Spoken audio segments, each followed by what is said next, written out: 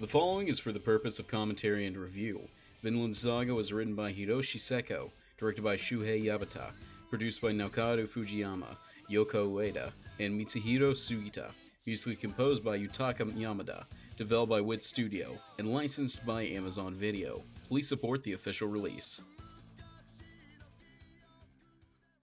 I don't actually know if I can consider this a review, so I guess it's not one.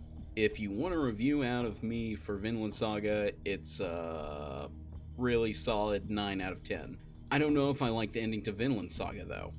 Well, the ending that we have for the time being. This manga is over 14 years old, so it has plenty of material to work with, but I'm talking about what we have at this moment. So, elephant in the room, this is not a spoiler-free video. If you don't want it spoiled, you need to leave now. Okay, everybody here that wants to be? Great, good. Vinland Saga was great with 4 things. Fantastic story, badass action, deep people as opposed to characters, and making it all look very good. The story was getting thick with at least 4 C's towards the end with this battle of wits between Askeladd, who is now Prince Canut's advisor, and King Sweyn,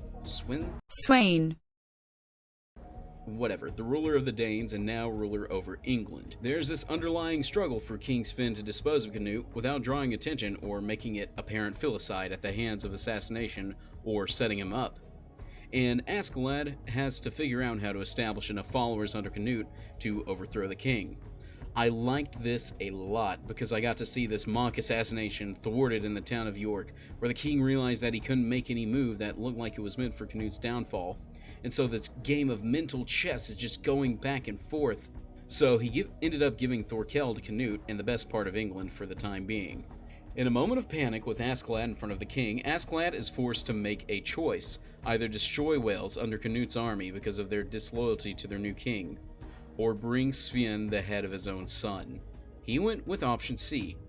Go absolutely apeshit! He got one thing that he wanted. Sven was dead, beheaded in front of his entire court. Askeladd declared himself the new freaking king of England, lost his marbles, only for Canute to stop it all and kill him. But was he really caught off guard? There's no way. We already know he's insanely smart, and he wouldn't have actually gone mad with power like that, and he's not going to just let someone stab him. He just killed nearly 100 men by himself in the battle at the bridge, beat the shit out of Thorfinn for like the 1000th time, and he just got through slaying so many guards that he's basically painted the floor red. So what's really going on here? He knew he had no other choice but to sacrifice himself for Canute, and now Wales. He knew that Canute would never attack Wales, and he was right, as this is one of his first decrees, only moments after killing Askeladd with his hands. Well, it was a sword, but you get the point. And he let himself get stabbed. Being the man who had slain his father as murderer, Canute was now in this sacred light, now ready to be revered and followed by his own people. If anything, Askeladd is an outright genius. Then that leaves us with this, our sad, now purposeless hero, watching his own prey get snatched right out from under him.